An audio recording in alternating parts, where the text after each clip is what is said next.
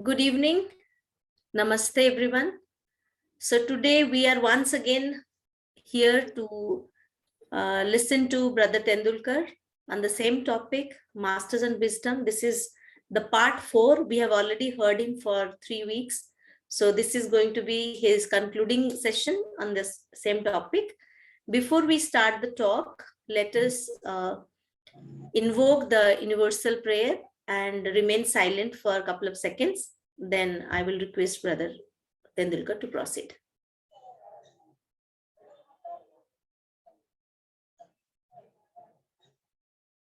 O hidden life, vibrant in every atom. O hidden light, shining in every creature. O hidden love, embracing all in oneness. May each who feels himself as one with thee know he is also one with every other.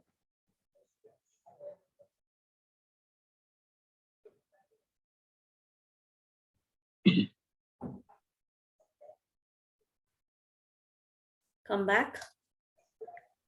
I request Brother Tendulkar to start his talk on the same topic, the concluding session. Thank you, Surelina. We have been studying letters from the Masters of Wisdom during the last 3 weeks. And this is the 4th week. Last time we have studied letter number 20 to Francisca Arundel. These letters have been written by Master K.H. Today we are going through letters, letter number 21, 22, and if time permits, 23. So these are letters to W.T. Brown, who was the member of the London Lodge of the Theosophical Society. We have earlier discussed 2 letters, letter number 16 and 17, which were written to Colonel H.S. Olcott. And during that time, Colonel Olcott was in Lahore, as we have seen. There he was accompanied by this gentleman, W.T. Brown. He was in Lahore as well as in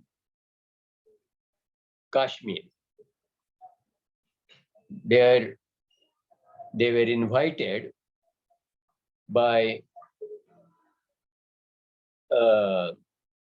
Maharaja of Kashmir. So they were guests of Maharaja of Kashmir, Jammu and Kashmir. And that letter was addressed by one Madame G, and it was posted from Germany. Here there are comments by Jinaraja Das that this was very significant, he says, because it proved to my mind that the master was aware of the part which Madame G had in bringing me into the light of Theosophy. So it is perhaps the guess or inference drawn by Jinaraja Das that this Madame G is probably Madame Gebhard, because she was the lady who brought Jinaraja Das into the light of Theosophy. That is what he mentions here. Of course, that was only so far as the address on the envelope was concerned. This W.T. Brown was very much interested in communication with the master. And that was perhaps his long-standing desire to himself confirm about the existence of the masters and their teachings, and also to make other people know of their existence and their work. So that we will just go through these letters and see how the masters have reacted or responded to this desire of Brother W.T. Brown. In this letter, we don't have the letter from the Brown, but he had requested the master. And accordingly, here master says, I have pleasure in granting in part at least your request. Welcome to the territory of our Kashmir Prince. In truth, my native land is not so far away, but that I can assume the character of host. So you know, Master K.H. was by birth a Kashmiri Brahmin. So it was his native land where they were meeting. And therefore he says, I can assume the character of host. And they were his guests. He further says, you are not now merely at the threshold of Tibet, but also all the wisdom it contains. So Master is hopeful that W.T. Brown will not only be impressed by the natural beauty of Tibet, but will learn from the wisdom of that land, because it is the land of Buddhas, and masters belong to that tradition. And so naturally, they hope that he will be benefited by that wisdom of esoteric Buddhism. It rests with yourself how far you shall penetrate both one day. So he is giving indication that it doesn't depend much on the master how far he benefits from this visit. He clearly indicates that it rests with yourself how far you shall penetrate both one day, because entry into Tibet was not so easy. And further, to benefit from the wisdom, it was a Herculean task. We know it from the visits of HPB. She had to make several attempts even to cross the borders of Tibet. And further, it was a great sadhana on her part to learn from the wisdom of Tibet. She had to learn that language, Sanjar. She had to learn the symbolism. She had to serve many yogis there in order to benefit from their knowledge. So it was a great task. And probably he therefore says, it rests with yourself how far you shall penetrate both one day. You may deserve the blessings of our Chauhans. So Master has encouraged him by blessings, but at the same time cautioned him that it is not an easy task.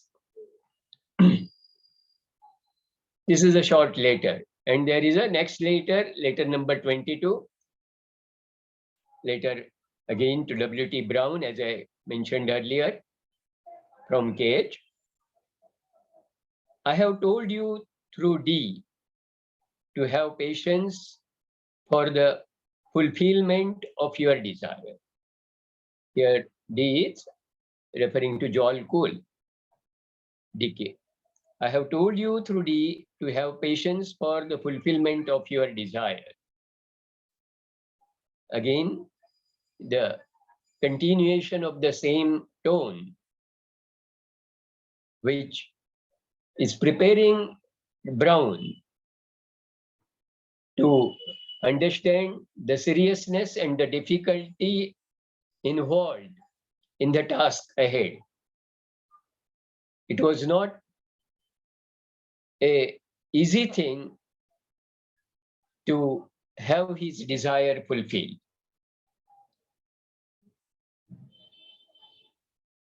He had the dream of meeting the Master, having personal communication, discussion, and satisfy himself.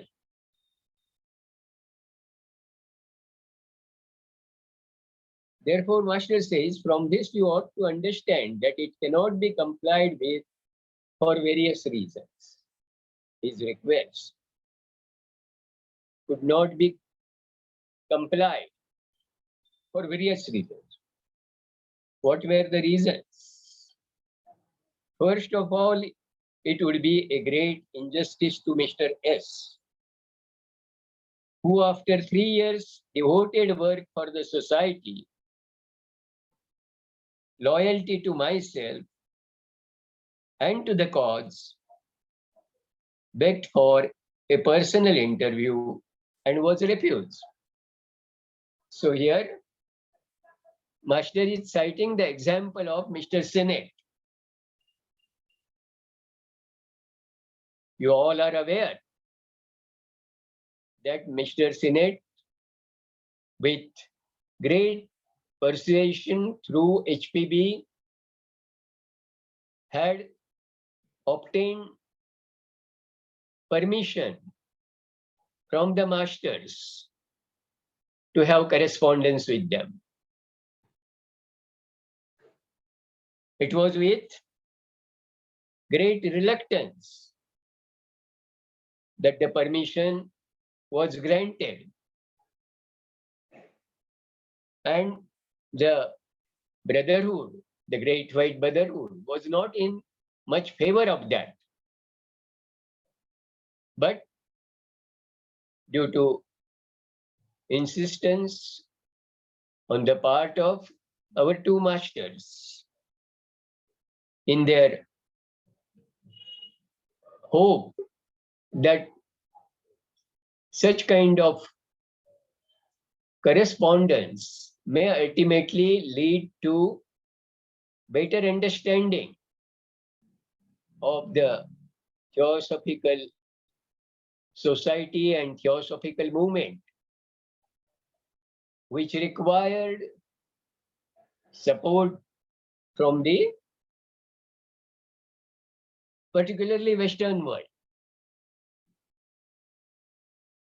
because this teaching was entirely new to them, not so much to the Eastern Hemisphere, but certainly to the Western Hemisphere.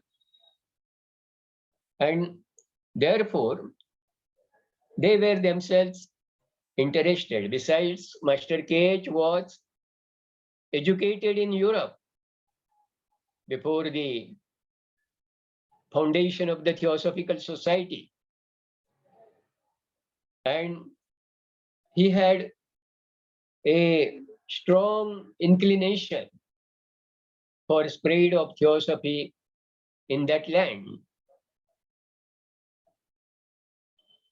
So his request was partly considered by the masters, even though they were not much in favor of that. But the Brown's case was not the same as the case of Mr. Sinnett. Sinnett had proved its sincerity, its loyalty to the cause, and for 3 years he had rendered very devoted service to the Theosophical Society for spread of Theosophical movement by contributing through his articles, through his writings, based on his correspondence with the masters. So masters were quite grateful, as they had themselves expressed in their letter, for his great service. And they had mentioned during that time that ingratitude is not our nature. And we will always remember your service, and the karma will give you justice. He was not only loyal to the masters, but to the cause, as he proved by his service. So coming to W.T. Brown,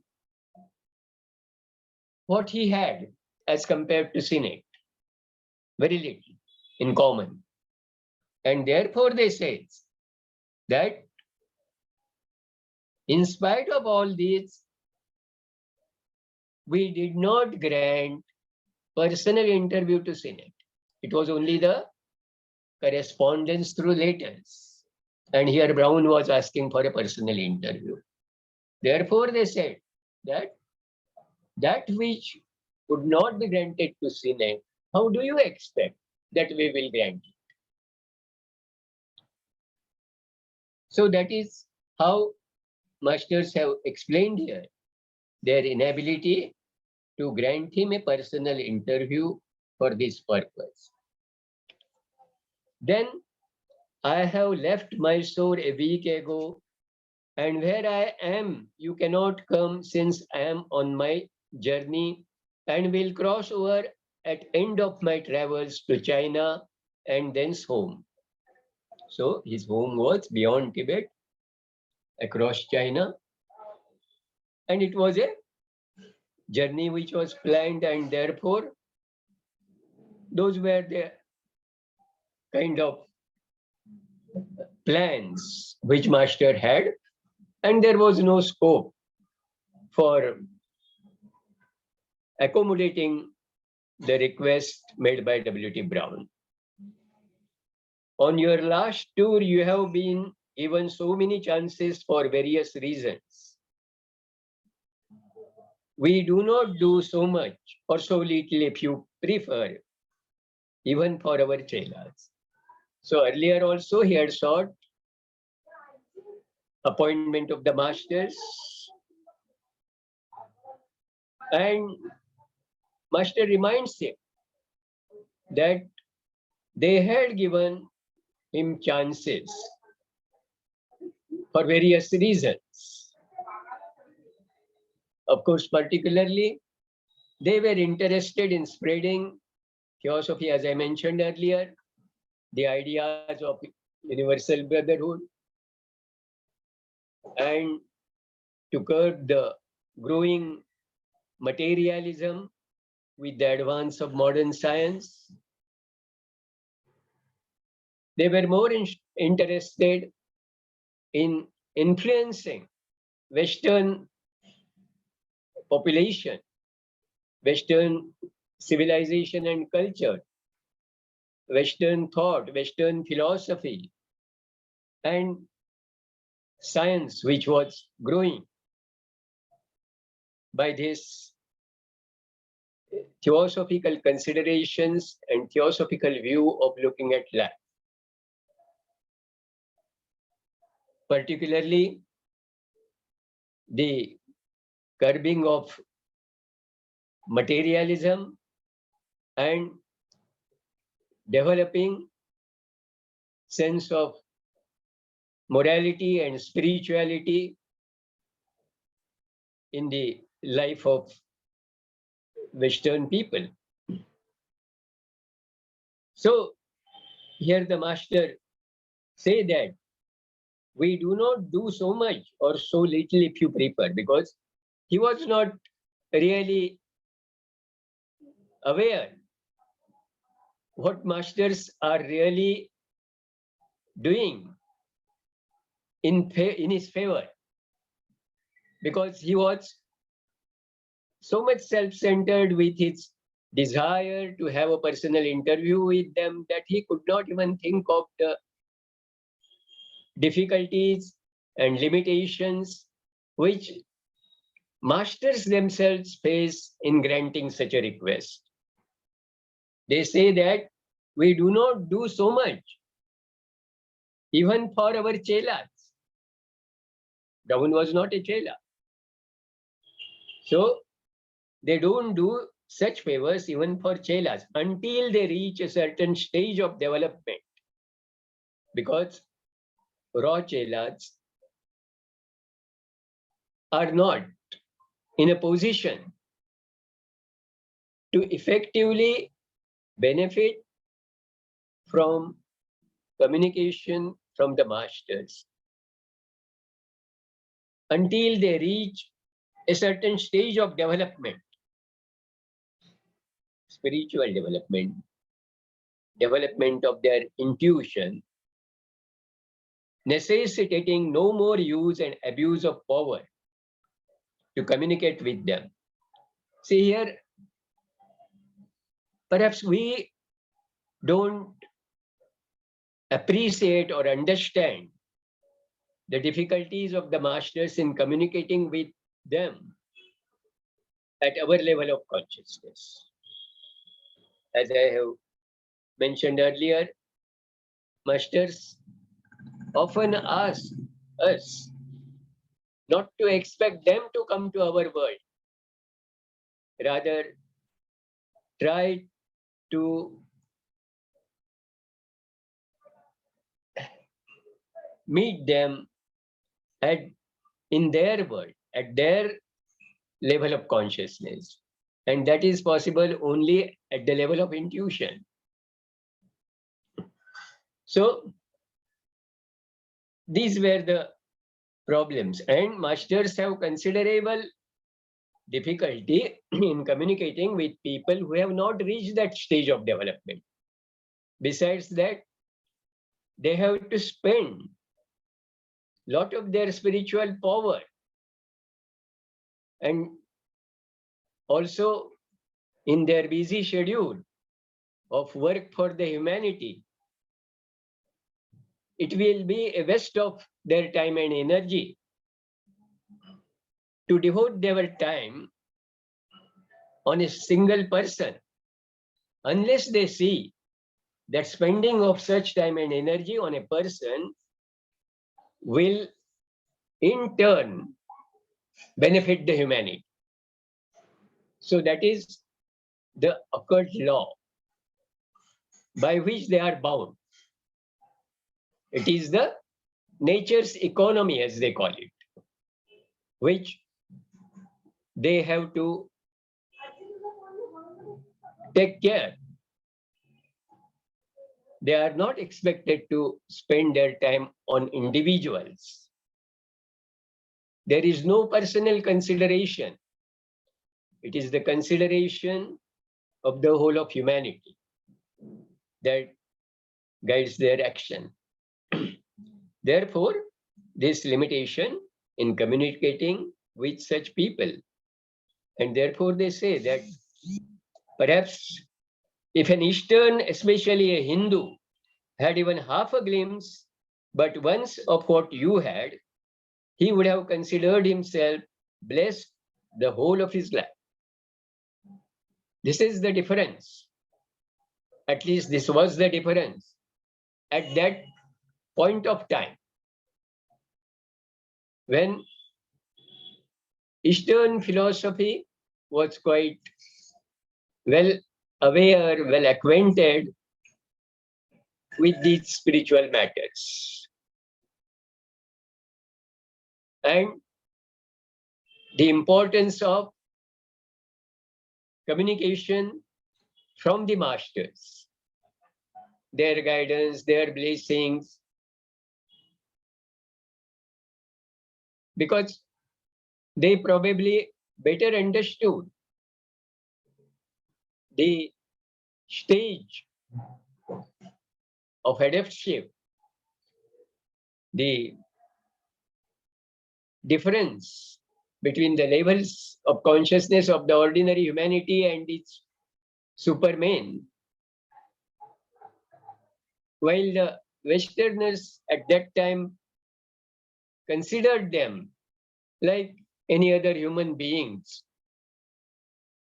And that is what we see in the earlier expectations of even Evo Hume and A.P. Sinnett, when they considered themselves much more intelligent, well-informed, and capable of spreading theosophy, etc., etc. Because of this lack of perception about understanding the nature of the masters and their capacities and their role of working, etc.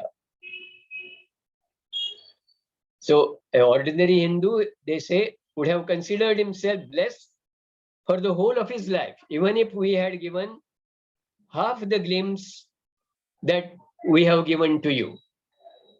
That is the difference in perception of an Eastern aspirant and a Western aspirant at that time.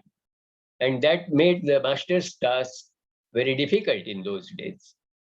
Your present request mainly rests upon the complaint that you are not able to write with a full heart, although perfectly convince yourself so as to leave no room in the minds of your countrymen for doubt. So here we have to understand that earlier masters have referred that on your last tour you have been given so many chances for various reasons. So it was for this purpose that chances were given, so that he will be able to write. He was by profession an advocate. He had the capacity to collect facts and form an evidence and prove a case as a part of his profession. It was the skill which he possessed, and masters therefore considered him as a fit person for the propagation of the ideas involved in theosophical teachings, and particularly the task undertaken by the masters in the form of this theosophical movement. And therefore they perhaps wanted to utilize the instrumentality of W.T. Brown to present their case before the public. But he did not come up to the level of expectation of the masters. Perhaps he lacked confidence in himself. And due to lack of that self-confidence about the self-expression and writing it for information and knowledge of others, he was perhaps reluctant to proceed, so as to leave no room in the minds of your countrymen for doubt. If he knew the masters, because he was given many chances, as Master mentions earlier,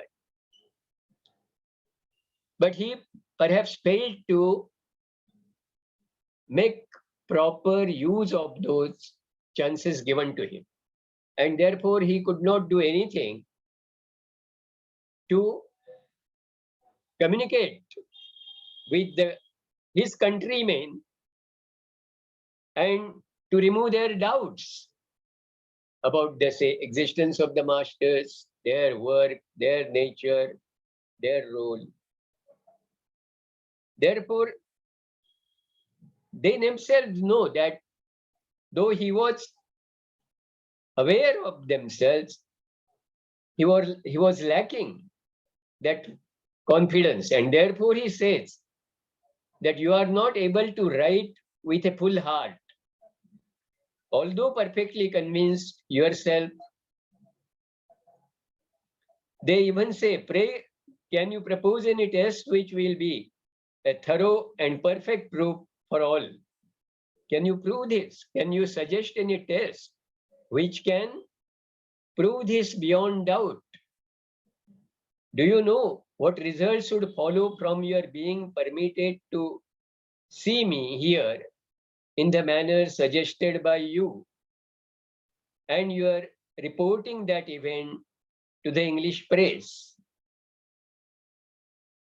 So we know that in this age, this is a common thing, that generally press reporters are called and information is spread through them. That was perhaps in those days in Western society also quite a practice followed.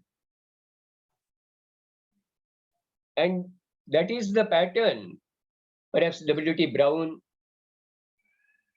was expecting to be followed. So, but masters could foresee that such kind of reporting to the English press will not really benefit in any way.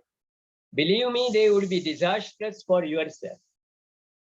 It will give rise to many undesirable consequences, because this is the reporting to the press, means reporting to all people without any choice, without any selection. It will be an indiscriminate giving of information without judging from the suitability or otherwise of the persons being briefed or informed about these spiritual matters. That's why masters know that those who are not likely to be convinced because of their preconceptions, prejudices, they will be stubborn opponents of the ideas given to them. It will be useful to give this information to only those who have that natural inclination towards the spiritual matters, and they are likely to be convinced about the existence of the masters, their teachings, and all that. Therefore, they were not enthusiastic about personal interview, but they had suggested Brown to write about his own experiences, about his own realization through the chances given to him in the past. And now again, once more, they were meeting face to face in presence of Colonel Olcott, because first Cage had discussions with Colonel Olcott. Then he went to the room of Brown also, W.T. Brown. He knew, he heard the voice of the master.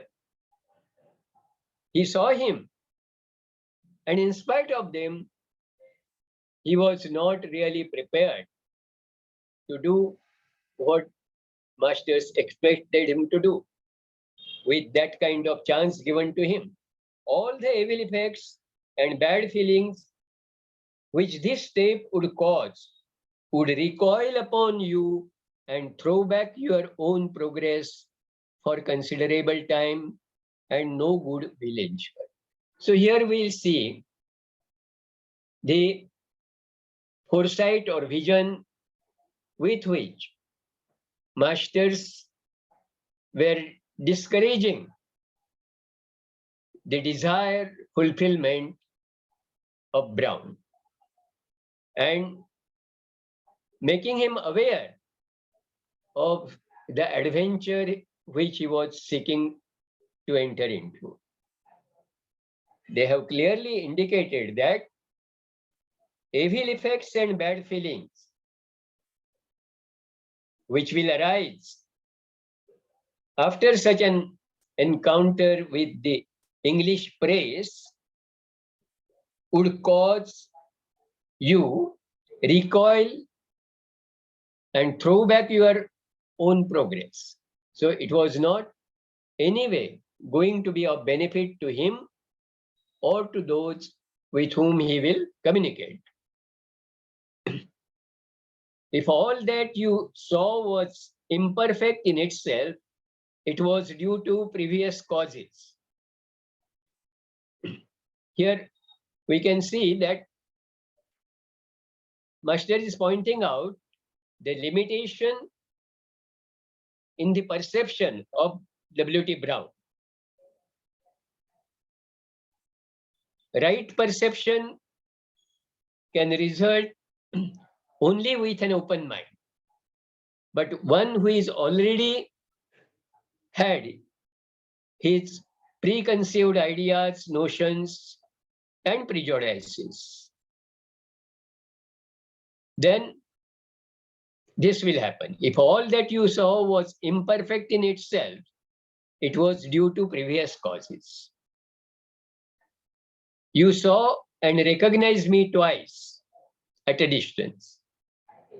There were 2 occasions when he could see the master from a distance. You knew it was I. He had recognized Master Cage as Master Cage and no other. So, was this not enough as a proof, as an evidence to put up his case?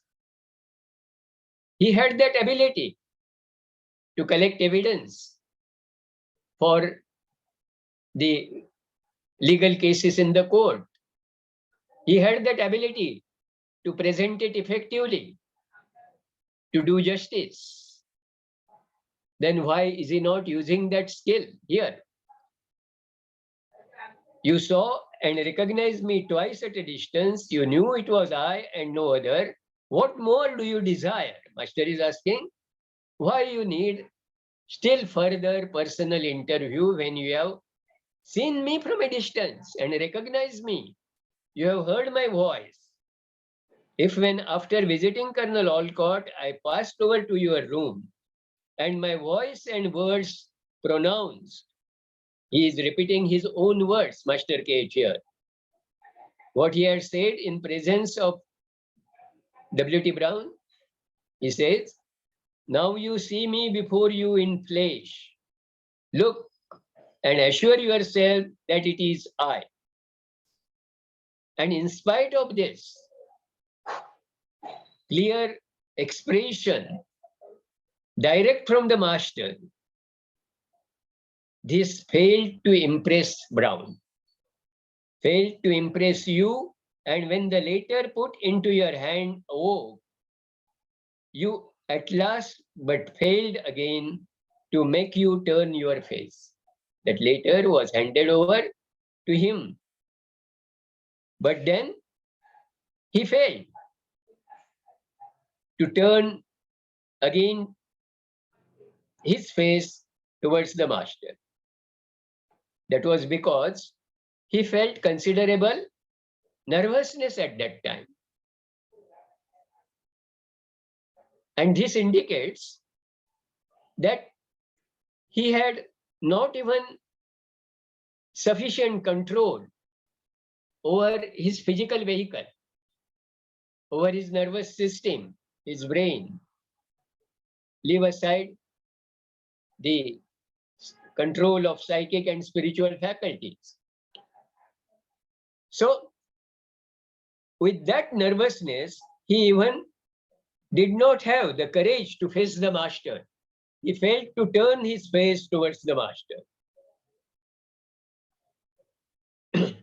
Now you see me before you in flesh. Look and assure yourself that it is I. These are the words of the master. The nervousness which at that time he experienced almost paralyzed him for a moment. And that state was not due to the presence of the master. Master was in no way responsible for that. The fault is surely yours, not mine. I had no right to act upon you phenomenally or to psychologize you. Master is also bound by limitations.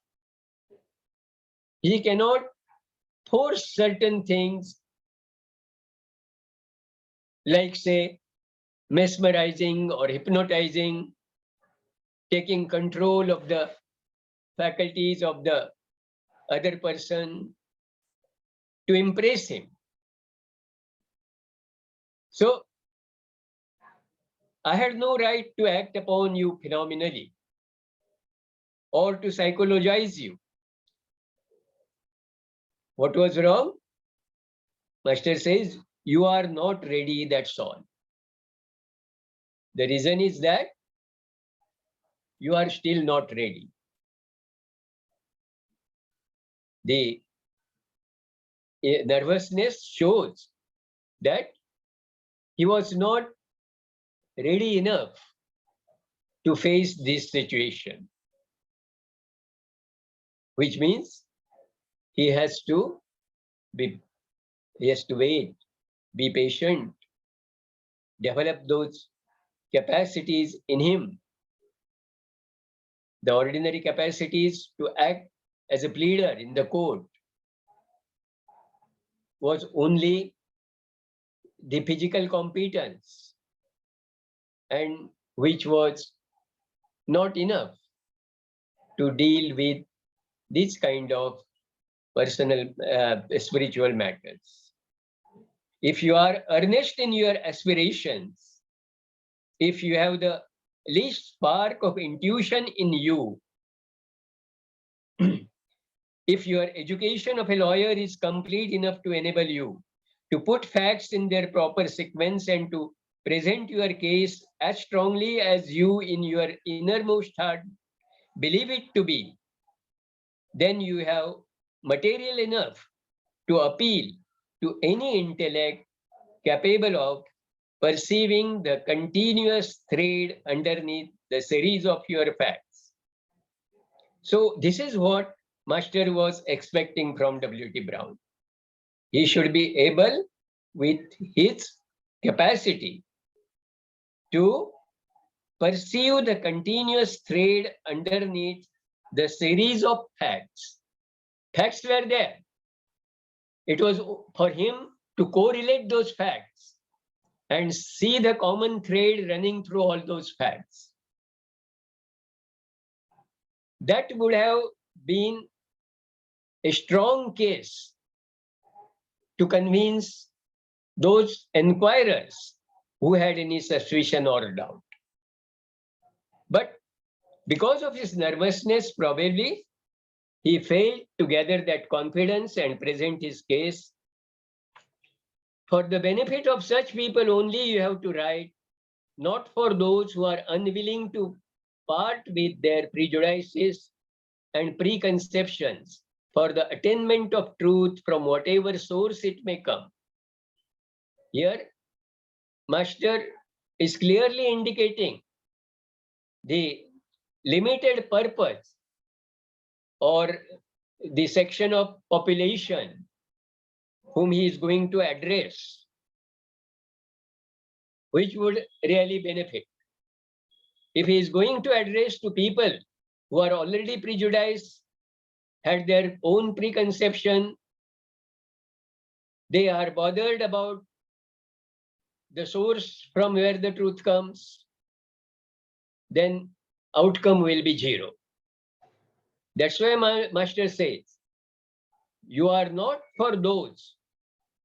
You are not going to write for those who are unwilling to part with their prejudices and preconceptions, which means they have a closed mind. They are not receptive to anything unknown to them so far. They are bothered about the source, but one who really honors the truth does not bother where from it comes. He does not bother about the source. His intuitive capacity will welcome truth from whatever source it comes.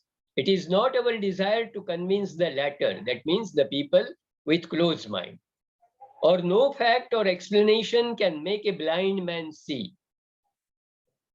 Moreover, our existence would become extremely intolerable, if not impossible, where all persons indiscriminately convince. They were not interested in convincing all people indiscriminately. That's why even you remember that Mr. A.O. Hume and A.P. Sinnett had the idea that Master should perform a phenomena whereby the London Times will be published at the same time at London and Simla, so that people will get convinced about the powers latent. But Masters were not convinced with that argument of Sinnett and Hume, because they knew that it can create only a temporary impact, but will not really convince people about it. Brother, you may conclude so that Okay. you can have Yeah. the Hindi 5 translation. minutes. Yeah. It will only create superstitious, and if you cannot do even this much from what you know, then no amount of evidence will ever enable you to do so. So Master has clearly indicated that there will be no personal interview to convince you more. You can say truthfully, and as a man of honor, I have seen and recognized my Master, was approached by him and even touched. So these are things sufficient enough for a person who has gone through this experience directly.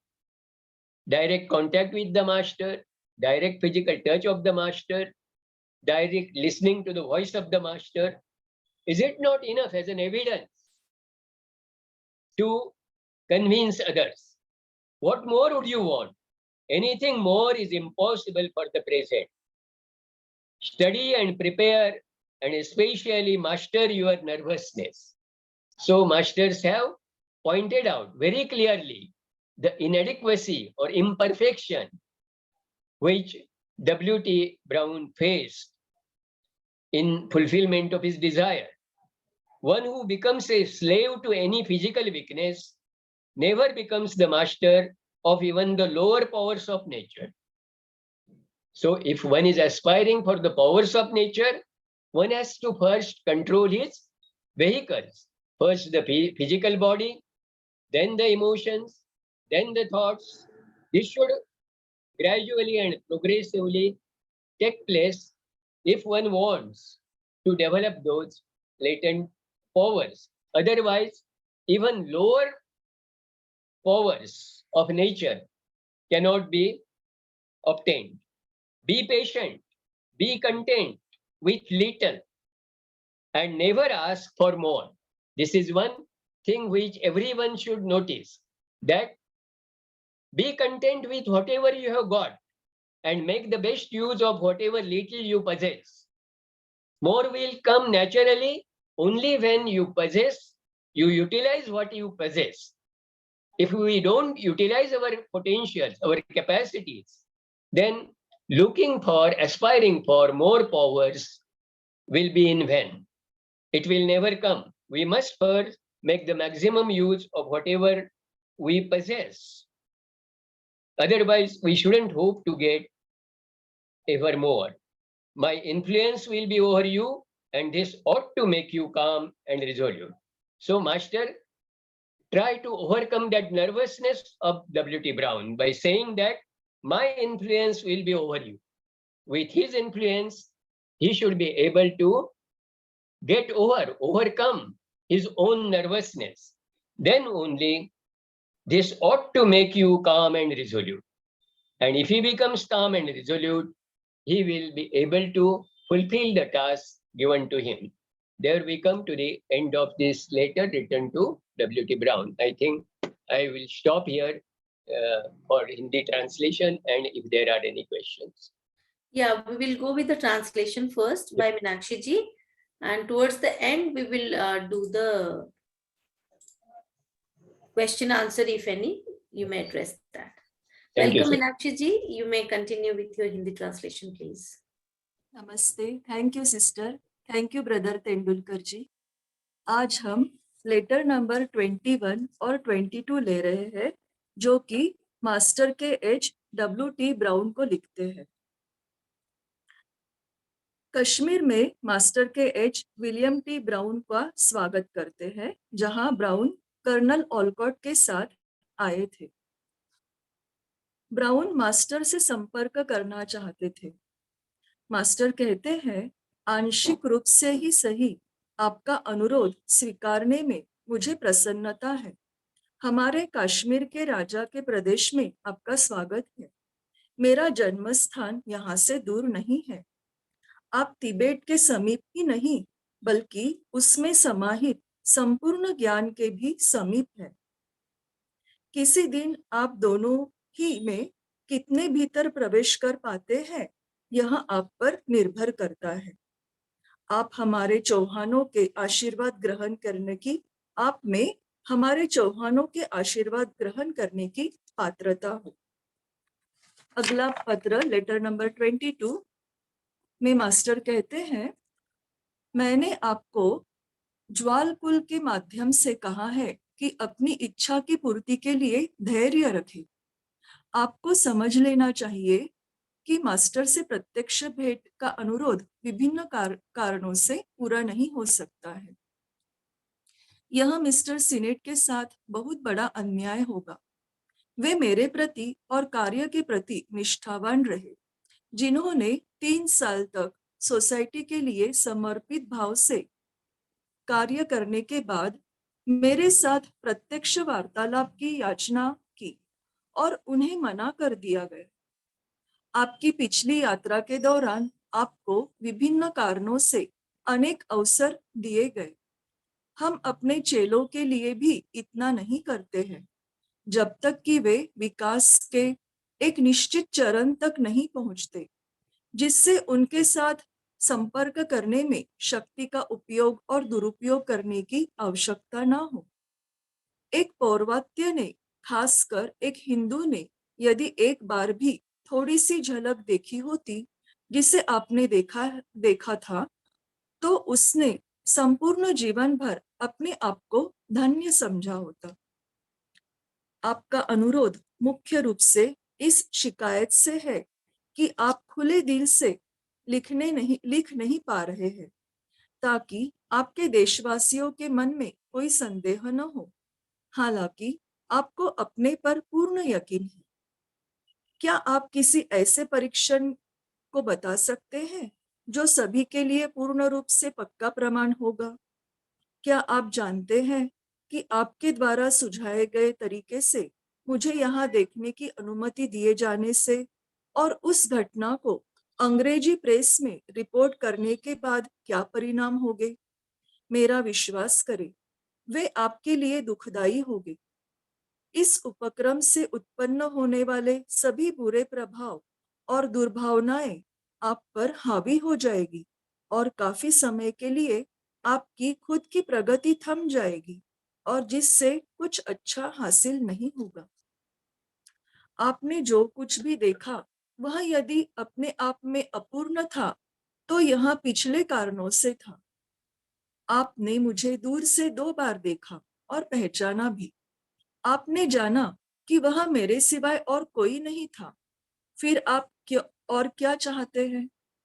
Colonel ओलकॉट से मिलने के बाद जब मैं आपके कमरे में गया और कहा, अब आप मुझे अपने सामने सदैव देखे और अपने आप को आश्वस्त करें कि यह मैं ही हूँ। मेरे शब्द और वाणी आपको प्रभावित करने में विफल रही और आपके हाथ में पत्र रखने पर आखिरकार आपके जागने पर भी आप अपना चेहरा मेरी ओर फेरने में विफल रहे। आपकी घबराहट ने एक पल के लिए आपको पंगु बनाया। निश्चित ही यह दोष आपका है, मेरा नहीं। मुझे आप पर अभूतपूर्व रूप से कृति करने या आपको मानसिक रूप से प्रभावित करने का कोई अधिकार नहीं था। आप अभी तैयार नहीं हैं।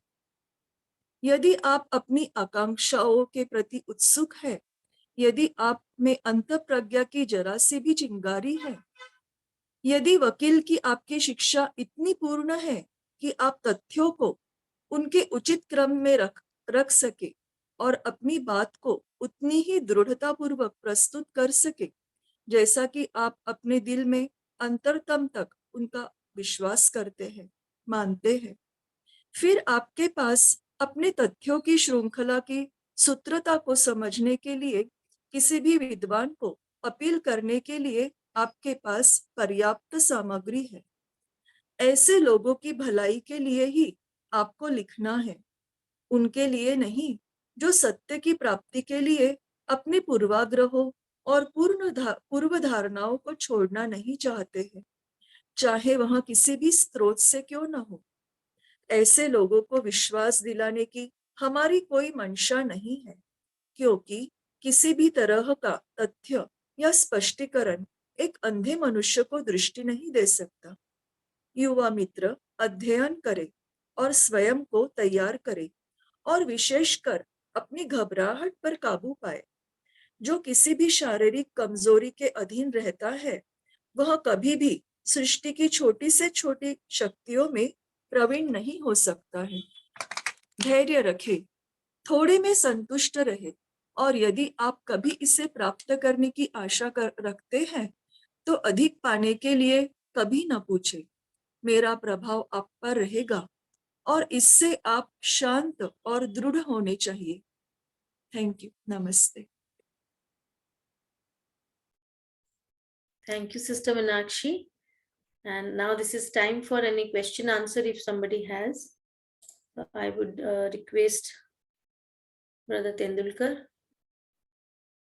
So anyone has a question, may quickly ask so that we can conclude the session, because you have already spoken for the last 4 Fridays. So it is well concluded. So you have to unmute yourself. So quickly, anyone has a question, we'll take up. Otherwise, we will be silent for a while to absorb what we learned and then do the concluding prayer. Brother Tendulkar, you have to unmute yourself. Yeah.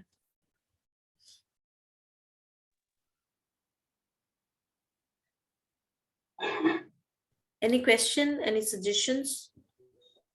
I think this is the last, no, not last. Tomorrow will be the last session of 2022. of the Indian section, this online Zoom session. We will again do it in 2023, the new year, January 13th. So we will share the details accordingly.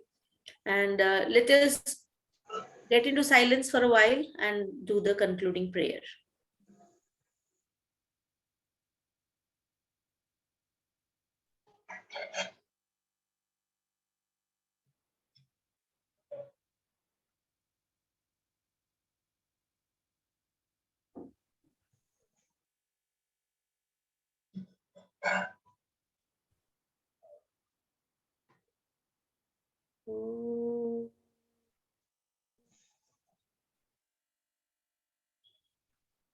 सर्वे भवन्तु सुखिनः, सर्वे सन्तु निरामया, सर्वे भद्राणि पश्यन्तु, मा कश्चित् दुःखभाग् भवेत्।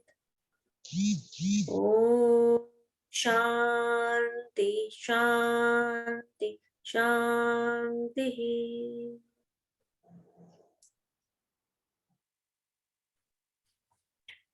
Thank you everyone for joining us, and we are closing this session.